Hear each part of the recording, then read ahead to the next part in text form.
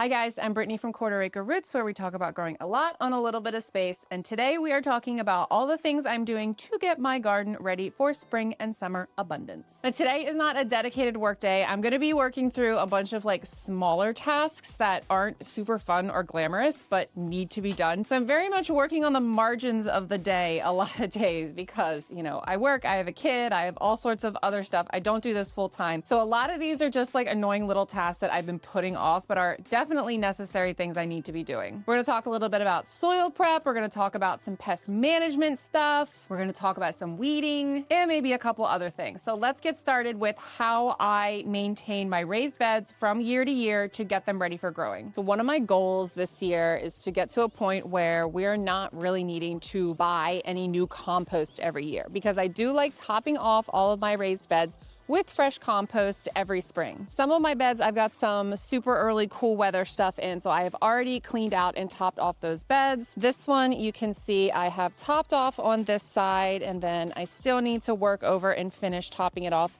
over here. So this is probably the bed we're gonna work on today, because all it has in it right now is a couple of annual things and then some little radishes and some sugar snap peas. So we're just gonna work around that. As I mentioned, I am in Maryland, so I really love this stuff. If you are a Maryland resident, you have probably seen these bags in stores. These are labeled as a soil conditioner, but what it really is a leaf grow compost, and the only ingredient on the back just says compost. So I like to pick these up because they are made locally, but obviously these won't be available everywhere. So look into what you have locally. You can use any type of compost to top off your beds. You can work in worm castings. Just, you need to add some sort of nutrients to your raised beds if you've been growing in them for a while. And honestly, I find that the soil just gets kind of compacted and a little bit depleted even after 1 year of growing things and pulling them out and the root systems and all of that. So I like to top off my beds a little bit every year before putting in a new round of stuff to grow. Adding something like this leaf grow compost is going to help to increase your nutrient availability. It's going to improve your soil structure, break up clay soils, which isn't necessarily a problem here for growing in raised beds, but is definitely a problem for growing in the grounds. It's going to increase some microbial action, reduce your soil compaction, encouraging deeper rooting, all of that good stuff that you want for your plants. So some of that is a little bit more applicable for planting in the ground, but this stuff is just good for raised beds. Love it. Don't grow without it every year. I have irrigation tubes in my bed, so I'm just gonna move those out of the way, picking up any clips I have in there before moving them, because I'm just constantly finding these stupid little clips all around my garden because I set them places and I say I'm gonna remember where they are, and then I never do. So when I dump this out, you'll see what a lovely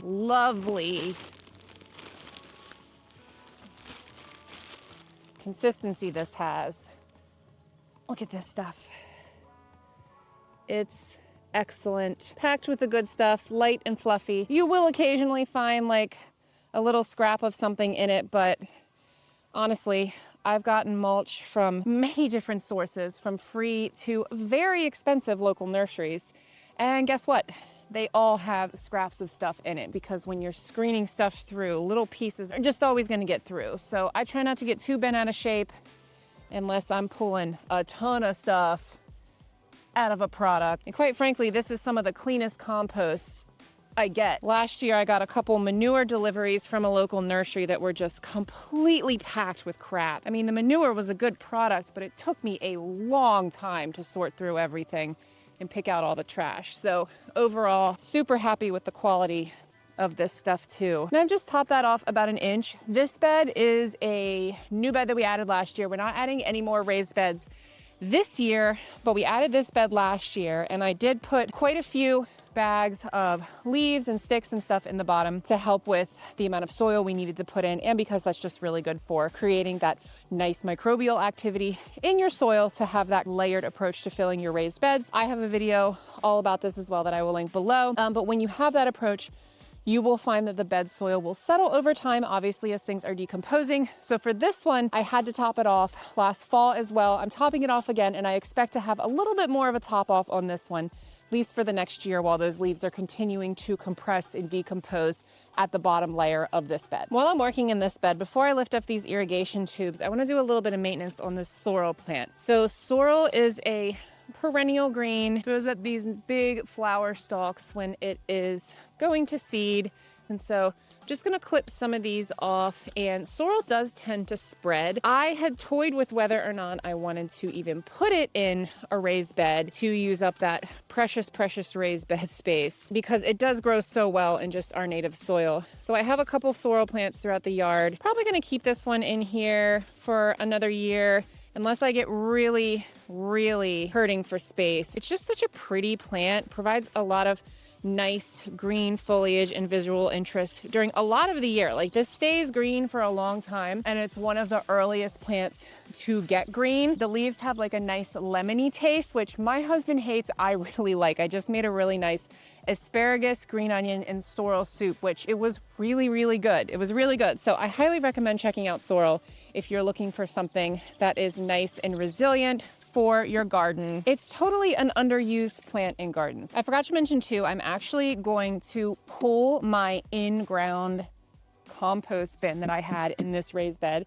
I'm going to move that to a deeper bed somewhere else in the garden, just because I want to make sure I can keep all of these holes covered. And last year I just found with all the soil settling and everything, I couldn't keep all the holes covered. So yes, I am going to keep my microplastics in-ground compost bin. I swear I get some of the meanest comments whenever I share this. I get crazy comments about ingesting microplastics, and yes, I too hate plastic, but I'm also not perfect, and I'm going to use what works, and this worked really well for us last year. So I pulled that out, and then I dumped a bunch of compost into the hole where it was, and then I'm going to keep my sugar snap pea plants for now. I don't know if I'm actually going to end up getting any peas from these. We've had a really weird weather system this year with really hot and then really cold, so if we get a little bit more cold, we probably will end up getting some peas from these plants.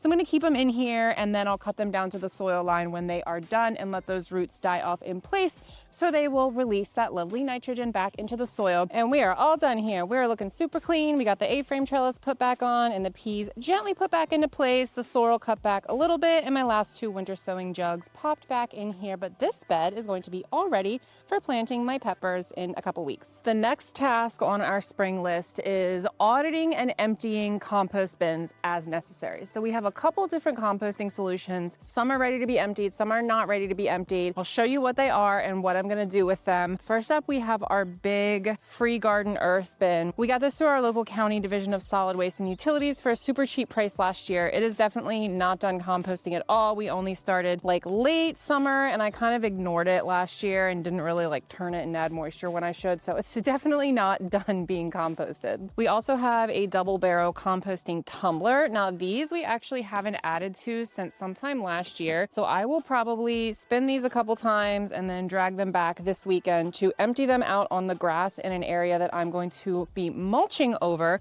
so that if it's not completely composted, then it'll just kind of compost in place on the ground.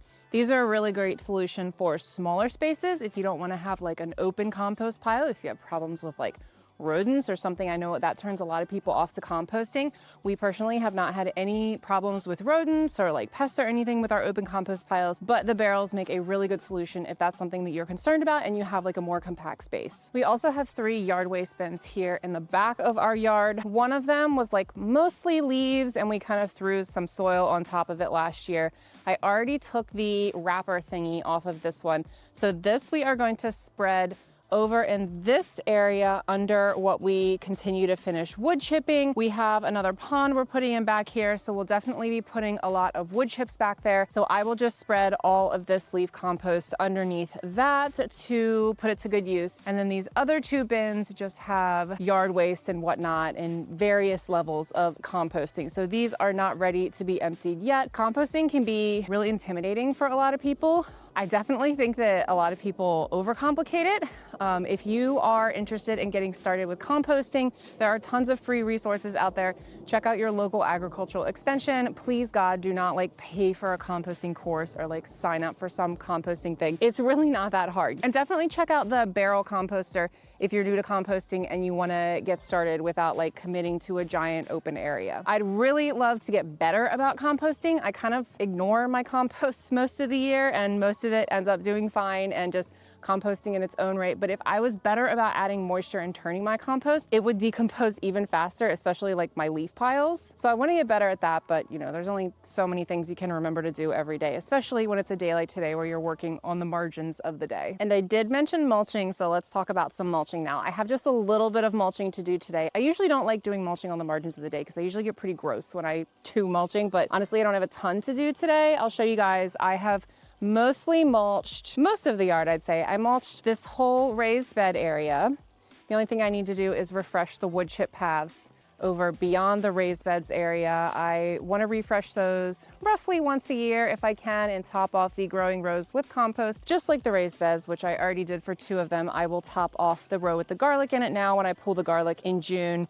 I also mulched all of this area around our expanded pond. So this one was really nagging at me because it just looked like such a mess after we expanded the pond last fall and then just kind of kicked the can for landscaping and cleaning things up until this year. So I put up this really big arch here, which is beautiful. I love it here. It's going to be so pretty when it is covered in the Virginia groundnut that I have right here, starting to climb, looking beautiful. But I went ahead and planted all around the pond. I laid new paths to keep it clear where we're supposed to be walking. This path right here actually has a cord running under it to remind me not to electrocute myself. Thank you to my husband.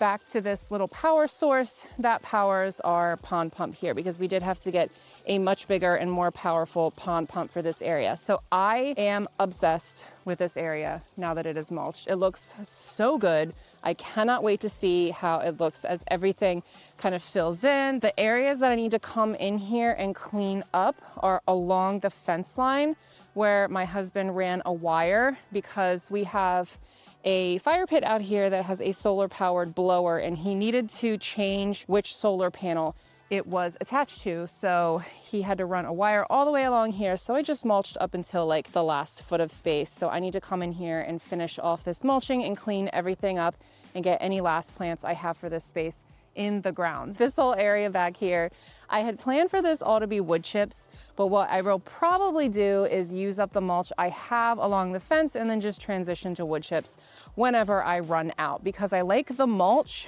up front. Like I like the mulch around my raised beds, just like an undyed, double shredded hardwood mulch. I like that up around the raised beds and around the pond because it's like closer to where, you know, you're sitting. It's like the more aesthetic area of the garden, and I just like how it looks better. But back here, I do not care. Wood chips are much cheaper. It's super cheap for us to get screened wood chips. I wish we could do chip drop, but we just don't have the space to commit to a large chip drop. My mom just got one and it was big even for her space, even for her driveway. So we would be kind of screwed if we had to commit to a giant load of wood chips. So let's talk a little bit about mulch sourcing while I am filling up my wheelbarrow with what is now a blissfully small pile that started as like maybe 6 yards of mulch. So we get our mulch delivered in bulk. We have them come from a local nursery and dump it in our driveway. Now, I have had various sources of mulch over the years, from bags to different nurseries to the dump, but getting the bulk deliveries is very nice in that you don't have to deal with the plastic.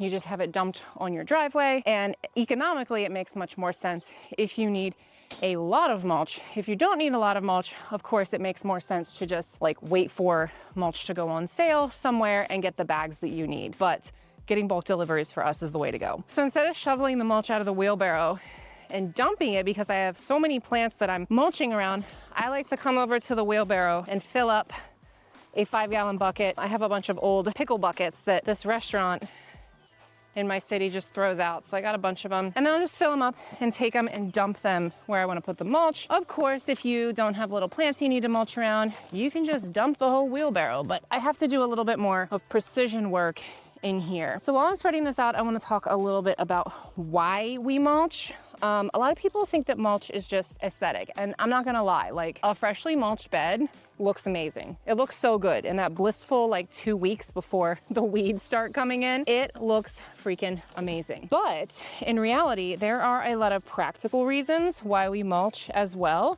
that are perhaps even more important than the way your garden looks. And one of those is moisture retention. If you're anywhere like I'm at right now, you're gonna be dealing with extremely hot and maybe extremely dry weather this summer. So we here in Maryland and a lot of places around us are forecasting a much hotter than normal and a much drier than normal summer, which sounds a lot like what's normal now because it's what we had last summer as well. So when you mulch early in the season and you deep mulch, you are helping to protect that top layer of soil from moisture loss. So it helps a lot with moisture retention for your plants when you mulch. Mulching is also going to help improve your soil over time because when you're adding mulch, mulch is organic matter. So it's going to break down over time into your soil and help to improve that soil. And that is extremely obvious when you dig into the ground in a place that has never been mulched compared to a spot that has been mulched. So some of the earliest areas that we mulched in our yard have some of the best soil when you pop a shovel in. It is insane the difference between a turf grass area in our lawn that has never been mulched, just has regular soil, never been touched, and an area that has been mulched. You pop that shovel in and it's gonna go down like butter in areas that have had decomposing mulch on them for many years. And that's because when we mulch, when we add that organic matter to our soil, it invites in a lot of beneficial organisms to break down that organic matter. So that's going to literally bring your soil to life and help to improve the quality of your soil and just add in all the good stuff that plants need to thrive. Adding mulch to bare areas of your soil is also going to go a long way in helping to suppress annual weed growth. So perennial weeds are kind of a whole different ball game, how to deal with those. But for annual weeds, adding mulch is going to help suppress them because weeds love bare soil. So before we started mulching this new area, this landscaped area around the pond, and it was just dirt, it was weed central. This area was covered top to bottom in weeds because it just saw that bare soil as a great space to just drop all its seeds and take root. Fresh mulch is also going to help prevent weeds from taking root as well. Now, a lot of weeds, they will still root in mulch. Mulching is not an end-all be-all to getting rid of weeds. Weeds find a way. If nature wants to, nature will find a way. But ultimately, my goal is about doing everything I can to prevent them and set my garden up for success to keep weeding relatively easy for the season. All right, enough about that for now. Let's talk about something different. We're gonna talk about rain barrels. So we have a lot of rain barrels. If you don't have rain barrels, you don't do any rainwater collection yet, now is a good time to start thinking through where one might make sense in your setup. I'm gonna show you guys everywhere we have rain barrels. You do winterize them for the winter, so now is a good time to go in, unwinterize them, make sure all the connections are still working, making sure nothing's cracked or broken, making sure everything looks great. We only had one thing that we needed to repair this year, and then we replaced one of our rainwater collection systems, and I'll show you guys what that looks like now. This right here is the one that we replaced. So this was the second rainwater collection system that we installed, and this used to have a large, I think it was 200-gallon rain bladder. It had mixed reviews, but it was kind of cheap. So we got it and we loved it for a year. It worked fantastic, but then it sprung a leak. So sometimes you get what you pay for, right? Sometimes it makes sense to invest in things up front. We tried to fix it with some of that like liquid Flex Seal stuff, but because it was soft and it was vinyl, it was really, really challenging for us to patch the hole. We did not end up being able to patch it despite numerous attempts. So we ended up just getting 3 more of these RTS Home Accent rain barrels that we love so much. And then what my husband did was just connect all 3 of them using some basic PVC pipe and some glue. And then this is where you can fill up with your watering can. And then this black hose is here so that I can run it all the way down and empty the rain barrels into the pond if it's getting low or if they are full and we are expecting rain. Another way that we can quickly empty the rain barrels is by turning on this spigot over here, which has a line running all the way down here just to empty it in a productive way away from the house where we have trees. So I'm super excited about this new setup we have this year. I think it's going to be really effective and efficient for us. And now I'm gonna take you guys over to show you the OG rain barrels we installed. So we started off with 1 single rain barrel over here, quickly realized exactly how quickly rain barrels fill up, and then added 2 more. And my husband just daisy chained them all together, added a nifty little sight gauge so you can see we got a bunch of rain yesterday. So these are completely full, not necessary, but honestly pretty handy to have. I love looking out the kitchen window here when it's raining to see how quickly the rain barrels are filling up because I'm approximately 1,000 years old now. So these are the rain barrels that I use mostly to fill up my watering can. I did have my husband install a slightly larger spigot here. Like, it comes out like crazy. I'll show you guys. It comes out super fast here. So I just kind of put the watering can here. It fills up really fast. And that is a much better solution than what we had before, which was super slow. And then I would set the watering can there to fill up and walk away to do something else. And then, of course, forget about it and come back and it's overflowing for like 15 minutes. And then our last rain barrel setup we have is back here behind the greenhouse. This is just a regular gutter that we have attached to the back. And this is the one that we needed to do a little bit of maintenance on this year. So we have 2 barrels here, and this connection had just kind of fallen apart. It was leaking a little bit, so we took this apart and put some new glue in, but otherwise everything is overwintered really well. As long as you empty everything out, and then we keep the spigots open so that if, stuff goes in and there's a warm day, it can drain out. So now's a great time to check all of that before it starts warming up and you want to start relying on a lot of those rain barrels.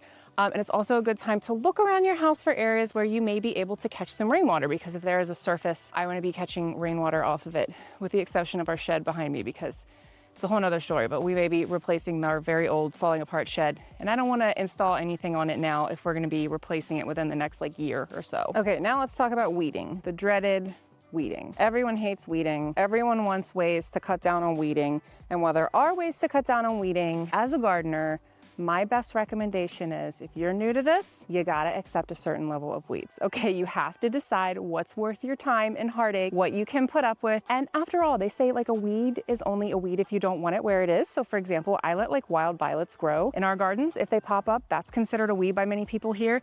I purposefully put clover into some of my beds for the nitrogen fixing properties, and because I think crimson clover flowers are really pretty. Right here, I have seeded clover all around the bottom of our peach tree that I will be cutting down, and when it gets a little taller, probably in about a month or so. So weeds are going to depend on where you live, what your goals are, and really how much time you have. So what I like to do early in the season is try to stay on top of weeding by weeding for 10 minutes per day. Or if there's a really challenging area in the yard that's just getting overrun with weeds, I will use something like a horticultural vinegar spray. But it's important to remember that a horticultural vinegar spray, sometimes it's referred to as an industrial strength vinegar. It's just super duper strong vinegar. You want to wear lots of protective gear when you're working with it because it will burn your skin. You want to wear a mask because it can really irritate your lungs. But I love the smell of vinegar. So even with a mask on, I think it makes the backyard smell absolutely delightful. But it is a contact herbicide, which means that it is going to kill whatever it touches. It's not going to kill the root system below. So if you were to spray horticultural vinegar, please don't try this, but if you were to spray it on a native perennial, it's going to kill everything above the ground, but it's probably going to come back unless that plant is really young and vulnerable. So it's really good for annual weeds, especially if you have an area that's difficult to weed. I have tried those like a propane torch to burn out annual weeds in rocky and concrete areas. Honestly, I find that it's a pain in the butt. I don't love it. I don't find it works very well. If it works great for you, by all means, it looks really fun to do. I didn't find it worked really great for us. Instead, I like to spray with a horticultural vinegar and then wait a couple days for it to die off and then pull those weeds and compost them. But really, I find that if I'm staying on top of weeds like these, I can very easily just bundle them up and pull them out. That may be a bad example because I did not get the root there. This one may have been a little big. I'll just take a little shovel and come in here. Oh, there we go. Here's the root of that. So you just want to make sure you get the root out. This can be a little difficult if you're working with things like a dandelion that has a very deep taproot. This is another example of an annual weed that pops up everywhere around here. And my thing is, I don't care that they're really growing. I don't mind leaving them for a little bit. I don't even mind if they really flower. I just don't want them to go to seed, right? Generally, I'll just pull them and let them just compost in place back here, especially if I'm going to be mulching over top of them. But the exception to all of this is bindweed. And I want to talk about bindweed for a minute because I am upset with a lot of people on the internet about bindweed. Because if you have bindweed and you have ever researched how to get rid of bindweed, you know that there are a lot of videos out there that say things like, you just have to dig it out. You just have to stay on top of it and really dig it out. And granted, there are different types of bindweed. So that may be effective for some types of bindweed or bindweeds that aren't terribly established, that don't have very robust root systems. Let me show you what the back of my yard looks like. Our bindweed back here is unbelievable. This whole area was sheet mulched, and if you know anything about bindweed, you know that it will grow horizontally until it finds an opening, and then it will pop up. And this is a very small example of a bindweed because we're pretty early in the season here, but these bindweeds will grow in mats, and they will just keep growing, and they will climb up plants, they will strangle them. I hate bindweed. Now, I'm gonna talk you guys through what I am planning this year, but first I'm gonna show you an example. I showed this to my husband last night when I was trying to explain what a pain bindweed was, because he came back here and he was like, wait a second, I thought you weeded and sheet mulched back here. Why are all the weeds back already? And I told him, I love you. Now I'm gonna show you why the weeds are already back. So you look at this plant here above the surface, it looks like it could just be one bindweed. Now this is a blueberry plant here, and it's free of bindweed all the way around it, but once you start looking pretty close, that's where my sheet mulching ended. So that's where those bindweed runners are deciding to sprout up. So look at what this bindweed looks like when I lift it up. That is not one plant. That is many, many plants that have been running all under that cardboard looking for somewhere to pop up. So the good thing about this is it can kind of contain the bindweed to specific areas, like perimeter areas, if you are sheet mulching to try and suppress it. Now, I will say that we have been using vinegar spray and sheet mulching with cardboard and newspaper for years since we moved in to suppress it. And there are areas of our yard where that has been helpful. I have never been a fan of digging it up because bindweed roots can go down like 20 feet. And when you're digging them up, it's super hard, especially when the soil is really dense. If you break off that root, it can turn into a new plant. So it's like the most nightmarish weed to deal with. So there are some areas of our yard where the plants may have been a little bit less mature when we started sheet mulching, and it really has kept them at bay. I may go in there and like have to trim back the plants that pop up maybe like twice a year, but back here, it's very clear that the root systems are very mature. And a contact herbicide like vinegar is not going to work on something like bindweed. So if digging it up isn't gonna work, and sheet mulching is only really gonna work to deprive it of sunlight and weaken the plant over a lot of time, what's left? What's left is poison. And I know this is not a popular topic to talk about, especially in organic gardening circles. I'm an organic gardener. I don't even like using synthetic fertilizers. So I try to do the best with the resources that I have. This year, we are going to be bringing out some big guns on some of this bindweed. So let me tell you exactly what we're gonna be doing to manage this starting now until the end of the season. So what I'm going to be doing is, as much as I can, I'm going to be letting it grow as long as I can stand, and then coming in here and cutting it off at the surface. Because what you end up having is at the beginning of the season, the bindweed is sending all of its energy up to new growth. So if you were to treat your bindweed with a systemic herbicide in the spring or in the early summer, it's not really worth it. It's not gonna do anything because that root system is so strong. It is sending energy up, up, up to produce foliage. So what we wanna be doing is cutting off as much of the foliage as possible. I wanna avoid pulling too much, although I will be pulling because honestly, I do not have the kind of time or patience to go around my entire yard and snip the bindweed off at the surface level. I'm gonna be doing some pulling. I'm gonna pull it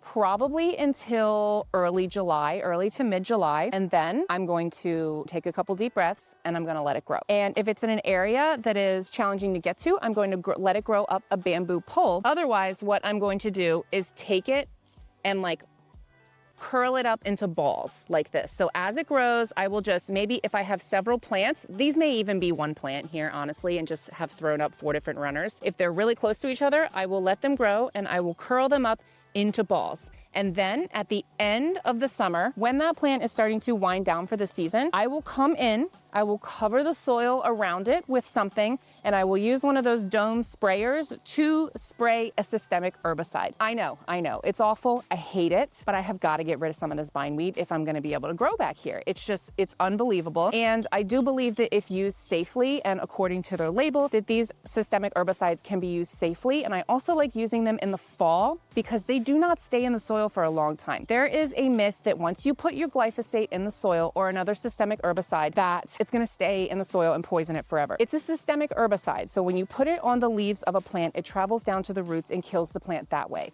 So when you spray it in the fall, you target that ball of foliage, the plant is gonna take that down into the roots. So it will weaken, hopefully kill a lot of this bindweed. But I'm looking behind me too, and this is all bindweed that I just pulled, like growing along the fence line. I just pulled this a couple days ago, and then we got a day of rain and it's going crazy. Once I let this really go, it's gonna start snaking up this really, really sad looking nectarine tree that I just planted. It's gonna start snaking up all of our fruit trees back here. So I hope you guys don't think I'm being dramatic with my hatred of bindweed. If you have ever dealt with bindweed or, something else that's really challenging to get rid of, like a Japanese knotweed, thankfully we don't have that here, but we are suffering with bindweed. The next thing I'm working on around right now is my succession planting. So I'm a big fan of succession planting. When you have a smaller space and you only have a certain number of raised beds, you have to succession plant. And sometimes you have to get a little bit more creative with how you're planting to make that work. So for example, this cattle panel trellis right here, I have sugar snap peas on it, and they are just now starting to flower and take off. And looking at our weather forecast, we probably have like another couple weeks to a month, unless it heats up really early, of sugar snap pea growth. However, I want to be planting my green beans here for the summer. If I plant them right next to the sugar snap peas and other stuff I have in the bed, speaking from experience, is just going to shade things out. And I also have garlic on this side, and I'm not going to be pulling that garlic until probably June. So what I decided to do this year is go against what every gardener will tell you not to do. The advice of things not to do is I started beans in pots. And I have done this before. I've started beans in pots. There are lots of different reasons to start things from seed that might be easier to just direct sow. I generally am a fan of direct sowing things if I can. But I just feel like direct sowing, I'm looking for some of my beans right now because I know okay, they're right here. So what I ended up doing is direct sowing pots of pull and some bush beans. So what I'm going to do is I put them in a slightly bigger pot here because I want to keep these in here for as long as I can. And I want to give them as much room to grow as I can. And their root systems are very sensitive to disturbance. So you gotta be really careful when you transplant them. But I have had a lot of success transplanting beans and peas into soil. What this will do is it will allow me to use 2 beds for different things that are overlapping in their time frame. I also have some other things that I've already thrown out there a hair early, fingers crossed. I put some cucumbers out there that will be growing alongside of those beans going up. I still have a couple kale plants and spinach plants in some of my beds for my warm weather crops. And then I'm just kind of spending some time looking through my beds to figure out where I want to put things. So what I try to do is decide on the main things for a bed. So I have 4 pull tomato plants in here, a couple flowers I've already thrown in, a little borage plant. I have a pak choi, and this pak choi has been demolished by flea beetles. So I actually felt kind of stupid when I realized this, but pak choi is closely related to radishes, which if you've ever tasted pak choi or bok choy, they taste pretty similar to radishes, so that makes sense. But flea beetles love radishes, and radishes are a very common trap crop used for eggplants. So I had horrible flea beetle problems with eggplants last year. I only got a portion of what I got the previous year because of how many flea beetles were just ravaging them and nothing was working. So this year I'm gonna try and grow some under cover. These covers I have onions growing under right now, but I'm also going to try planting some with some radishes surrounding them as kind of a trap crop. So hopefully if the beetles come in and they want to eat the eggplants, they'll be like, look at these delicious radishes, I'll eat these instead. Maybe they'll do that, I don't know. I'm willing to try anything to see if it works. I know there's a lot of companion planting myths out there, but I'm willing to try it and see if it helps because I have a ton of radish seeds left over. And then one of the last things that I am focusing on right now is starting to fertilize some of my plants. So I don't like using a lot of fertilizers or nutrients. This is actually a kelp supplement. It's called liquid seaweed. I love it. It's not cheap, but it lasts a long time because you don't pour this directly in, you add this watering can. Love it. I've noticed a big difference. I do not like to use a ton of different fertilizers and nutrients and supplements for different plants because it just makes me really overwhelmed. So I try to use this for almost everything with the exception of my fruit trees, which I don't think I have it out here right now, but I did get a fruit tree booster, which is slightly different from some of the other things that I've used in the past. I got that this year to help with some of the fruit trees, just to encourage healthy growth. And then I also got some blueberry fertilizer. Blueberries love a really acidic soil, and ours tends to be a little bit more alkaline here. So adding wood chips and mulch around them can really help with that acidity. And I do that, obviously, fresh wood chips and stuff every year, but I added this to our routine because we do have so many blueberry bushes and blueberries are one of our higher priorities. And then for my other berries, I'm just using like the liquid seaweed. I'm using this.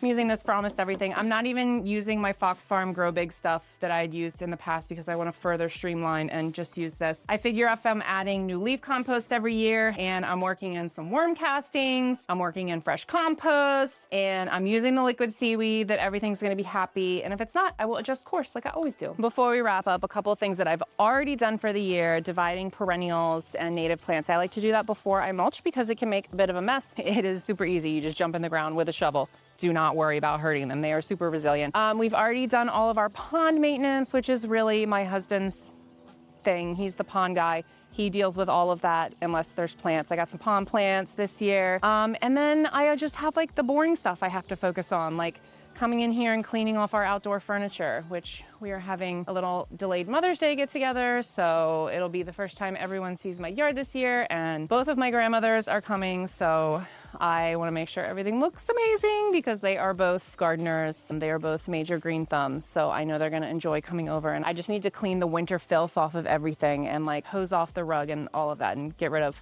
all my husband's boxes of bolts and wire cutters and everything that he's got out here for all of his projects. So that is about what I'm working on right now. We are quickly nearing the end of our cool weather planting window here in Maryland Zone 7A, but there is tons and tons of stuff you can be doing to set yourself up for a productive growing season. Let me know if I forgot anything in the comments. I probably did. I'm probably not doing something that I should be doing. Please let me know, but be nice. Don't be too mean. I'm all about learning as I go here. So until my next video, happy planting.